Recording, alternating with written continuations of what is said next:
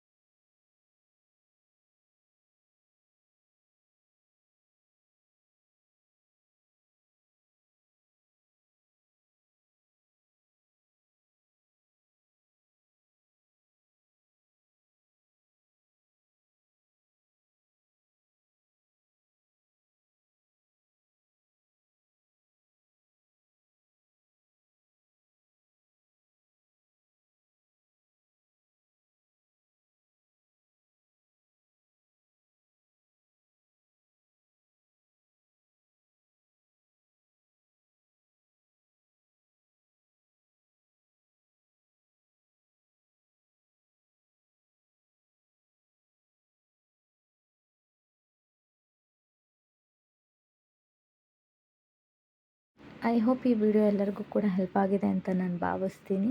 ಹಾಗೆ ಈ ವಿಡಿಯೋನ ಆದಷ್ಟು 8th ಸ್ಟ್ಯಾಂಡರ್ಡ್ ಮಕ್ಕಳಿಗೆ ಶೇರ್ ಮಾಡೋದನ್ನ ಮರಿಬೇಡಿ. ಓಕೆನಾ? ಅವ್ರಿಗೂ ಕೂಡ ಹೆಲ್ಪ್ ಆಗಲಿ. ಹಾಗೆ ಇನ್ನೂ ಯಾರು ನನ್ನ ಚಾನಲ್ನ ಸಬ್ಸ್ಕ್ರೈಬ್ ನೋಡ್ತಾ ಇದ್ದೀರಾ, ಈಗಲೇ ಹೋಗಿ ಸಬ್ಸ್ಕ್ರೈಬ್ ಮಾಡ್ಕೊಳ್ಳಿ ಅಂತ ಹೇಳ್ತಾ ಈ ವಿಡಿಯೋನ ಇಲ್ಲಿಗೆ ಎಂಡ್ ಮಾಡ್ತಾಯಿದ್ದೀನಿ. Thank you for watching.